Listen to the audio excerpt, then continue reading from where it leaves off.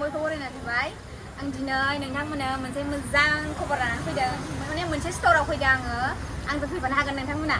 भिडिअखौ अननानै नोंथांमोना स्किप खालामाजासिम जोबजासिम नायलांबानो जाबाय दायो आङो क'क्राझारनि सेकेन्ड हेन्ड मबाइल दखानाव दंफैयो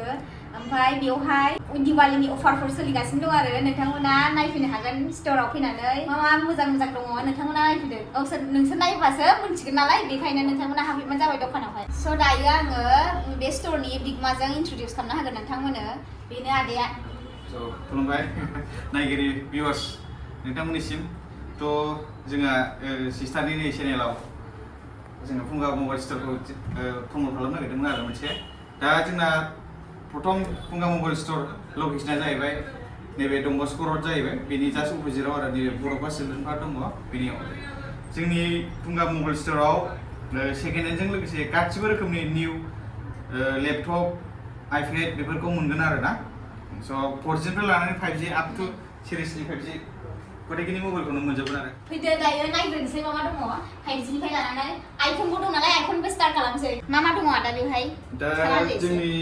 सेकेन्ड हेन्ड मबाइल स्ट'राव आइफन एक्सनिफ्राय लानानै आप टु 15, 16सिम मोनगोन आरो ना थ' दा जोंनि बर्थमान स्टकआव दङ दा आइफन 12, 13, 14, 15 बेफोरखौ मोनगोन आरो 12 प्र' बेफोरखौ मोनगोन स' प्रथमावनो स्टार्टिं खालामग्रोसै आइफन 11 स्टार्टिं 1 by 1 थांसै आरो ना थ' आइफन एक्सआर खम दामाव जायफोरा आइफन नांगौ एक्सआरनिफ्राय लानानै आइफन एक्सआर ना 12,000निफ्राय लानानै 15,000नि गेजेराव मोनो आरो ओमफ्राय आइफन 11 दङ आइफन 11 ना 15,000 लानानै 21,000नि गेजेराव मोनगोन दा नै आइफन दङ मा मडेलखौ नांगौ बेखौ मोनजोबगोन आरो गासिबो थ' नैबे आइफन 12 दङ आइफन 12 कन्डिसनखौ नायनो हागोन नै लांफैनो हागोन नोंथांमोना औ नायनो हागोन नै लांफैनो हागोन नोंथांमोना नै आइफन 12 प्र बियो केमेरा मोनथाम नांगौबा नै अल मडेलबाबो मोजांसो गासिबो कन्डिसनफ्रा मोजाङैनो दंजोबो आरो नोंथांमोना नै केमेराखौबो देखायनि आं एसे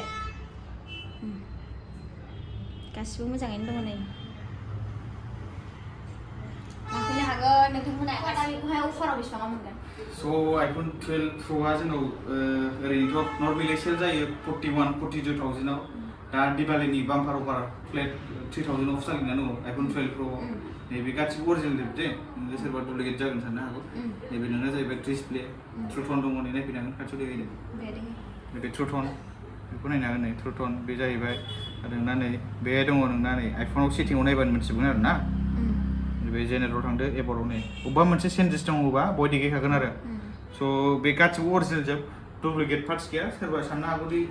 डुप्लिकेट बा माबा मोनसे दङ बा सोलायनाय दङबा टेनसन लानाङा स' बेफोराव वारेन्टि गेरेन्टि मोनलांखागोन सेकेन्ड हेन्ड स्ट'रबाबो जेबो गिनाङा आरो ना दंखायो वारेन्टि गेरेन्टि मोनलांगोन दा बेजों लोगोसेनो टेम्पार चार्जार कभार गासिबो एडाप्टार फ्रि जाजोबगोन आरो दा 42,000आव सेल जादोंमोन ओरैनो 12 प्र'आ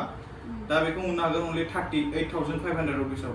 फ्लेट डिसकाउन्ट आरो ना दिवालीनि लांफैदो बयबो नेनानै थाबाय थानांला लांफैदो आइफन खमावनो मोनदों आरो नै आइफन 12 दङ आइफन 12आ नोंनो जोंनाव फुंगा मबाइल स्ट'राव 20,000निफ्राय स्टार्टिं जागोन आप टु 27,000नि गेजेराव मोनगोन आरो आइफन 12 माने बेवहाय नोंना बेटारि मबाइलनि कन्डिसन बेटारि हेल्थ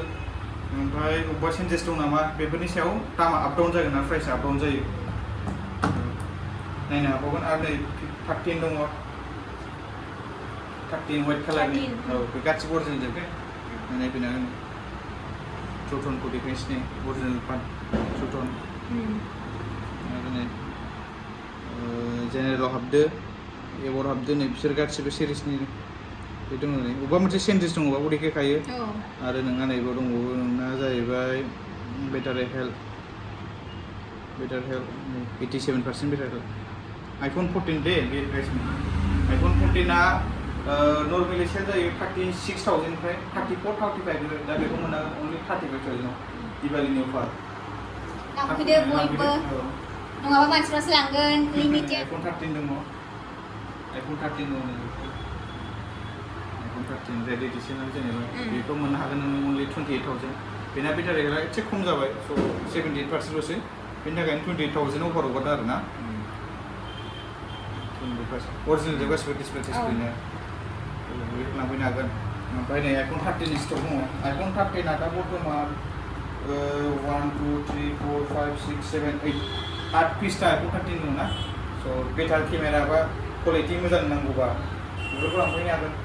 iPhone 13 आ नर्मेलि स्टार्टिं जायो 28,000 निफ्राय लानानै 35 नि गेजेराव मोनो आरोना iPhone-ल' नङा आलदा कम्पानिनि दंबावो आरो नै बेफोरो जाहैबाय 5G डिभाइस 5G डिभाइसफोर गासिबो 5G डिभाइसआव दङ जोंना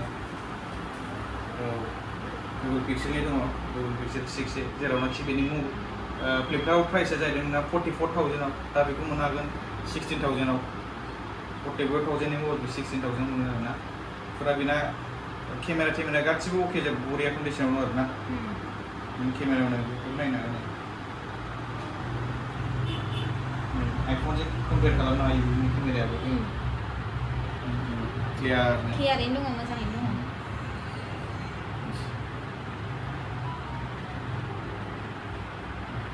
क्लियारलि आरोना दा मोनसे दङ सेमसुंनि जाय बिथांमोना आल्ट्रा सिरिज नांगौ फैनानै लांफैनो हागोन जेनेबा सामसुंनि बेफोर नै सामसुं गेलेक्सि A34 5G गोदानाव बेना 35,000 दङ बेफोरखौ मोननो हागोन 15,000 आव बेयो नोंना 3 months old आरोना 3 months old थांबाय सामसुंनि S23 Ultra S24 Ultra बेफोरखौ नांगौबा फैनानै लांफैनो हागोन बा कन्टेक्ट खालामहरबानो जाबाय आरोना डिटेल्सखौ होनानै होगोन आं नोंथांमोननो स्क्रिनावहाय बेयावबो दङ नै बेनिखौबो नायहोदो आदाया 5G डिभाइसआव जोंनाव स्टार्टिं जायो 7,000 निफ्राय लानानै आप टु 50-60,000 सिम थांगोन आरोना 5G डिभाइसआव दा नर्मेल दाम खमाव फैदोलायनो दाम खमाव जोंना दङ 4G डिभाइसआव दाम खमाव जोंना 4,000 निफ्राय लानानै आप टु 8,000 नि गेजेराव मोनो आरो 4G आव नों बहाय GB RAM मबाइलनि कन्डिसन बेफोरखौ लानानै प्राइस आप डाउन जागोन आरो जेनेबा नै बेफोर नट 9 बे 6,800 मोन दा बेफोर अफाराव जों सोलिनानै दङ 5,900 आव मोननो हागोन आरो बेफोरखौ फ्लेट 1,000 डिसकाउन्ट आरो बेफोर 4GB RAM 120 स्टरेज जागोन दा नै रियेलमिनि बे दङ मोनसे 9 बियो नोंना in display fingerprint AMOLED display 8GB RAM plus 128 गोदानानो मबाइला गासिबो अरिजिनेल जोब बेफोर थांगोन नोंना 6,000 आव आरो 8GB RAM बाबो 6,000 आव मोनलांगोन बेफोरनो गासिबो 4G डिभाइस दङ मबाइलल' नङा लोगोसे काभारफोरबो एक्सेसरिज मेरला फननि आरो नै फन काभार ओमफ्राय टेम्पार ग्लासफोरबो लागायोना आदा बिदि नांगौबा अरिजिनेल जोब आरो बिदिया सेकेन्ड हेन्ड नङा लांफैनो हागोन आरो नोंथांमोना अरिजिनेल गासिबो नै ओजोंहाय इयारबाड्सफोर दङ ओमफ्राय नै 6 month कम्पानि वारेन्टि मोनलांगोन बटनि जों पार्सनेलि इउज खालामगासिनो दङ ओमफ्राय स्मार्ट वाच नांगौ मोनलांगोन नै स्मार्ट वाच बेफोर डिजौ ब्रेन्डनि फुरा सिल पेक आरो सिल पेक बेफोरो जोङो गहायबो गंथाम गंब्रैसो सेल थांबाय स' सामफ्रामबोसो जायो स्मार्ट वाचाबो मोजां बेफोरो जायफोरा खम दामावनो नांगौ स्मार्ट वाच लांफैनो हागोन आरो ना बेफोरो दङ बटनि दङ नै बटनि दहायबो फुङाव गंब्रै सेल थांबाय बटनि स्मार्ट वाच खम दामावनो ना अनलाइनाव 1,600 दं आरो ना बे फ्लिपकार्टआव दा 1,600 दङ बेफोरखौ मोननो हागोन नों मुलि दा 1200 फुरा डिसकाउन्ट आरो बेजों लोगोसे 6 month जेनेबा नों फ्लिपकार्टआवथ' वारेन्टि मोनाबो जानो हागौ नों खिन्थु जोंनाव वारेन्टि मोनलांगोन फुल गेरेन्टि मोनलांगोन 6 monthनि रिप्लेसमेन्ट बेफोरखौ नायनायावनो बटनि बे स्मार्ट वाच बेफोरनो जाबाय दिनैनि भिडिअआ नोंथांमोना गासिबो लांफैनो हागोन थाब लांफैदो बयबो गासिबो आं डिटेल्सखौ होनानै होखागोन नोंसोरो फन खालामनानैबो अर्डार खालामनो हागोन आरो बेनोसै